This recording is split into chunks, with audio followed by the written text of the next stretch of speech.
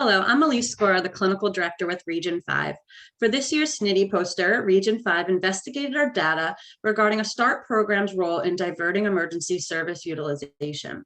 We feel that looking at our data in regards to hospitalizations is a method to look at how Region 5 has impacted our local community. New York START Region 5 has been in operation since 2017. We are celebrating our 5 years in operation this year. In those 5 years, we've supported 469 cases. 77% of those cases are adults, and the majority of our referrals at 82% had aggression as a presenting problem at intake. In looking at emergency service utilization in our adult population, prior to enrollment, there were 152 emergency room visits, while post-enrollment, there was only 96.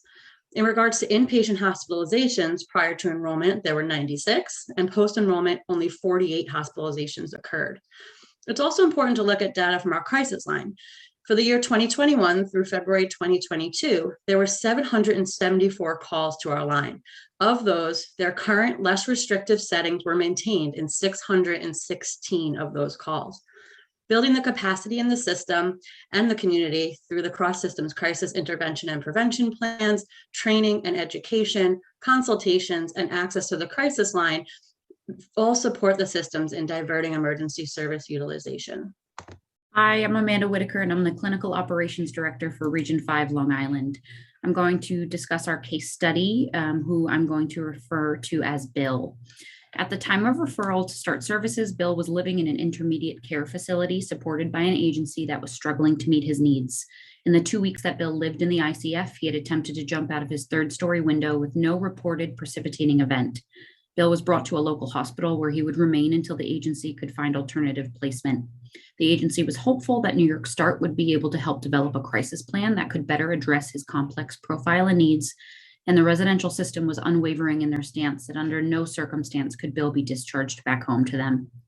New York START therapeutic coaches and clinical coordinators were able to provide in-person outreach to the hospital multiple times per week in order to help increase PERMA and to aid the hospital in reframing Bill's behavioral health challenges. Outreach was also geared towards providing Bill with meaningful positive engagement while he remained confined to a room on a medical floor for over 6 months. It was clear that up until this point, Bill was not being humanized by his circle of support. A cross-systems crisis plan was developed by the coordinator, which helped centralize Bill's needs, as well as provide a consistent, person-centered approach to responding to him.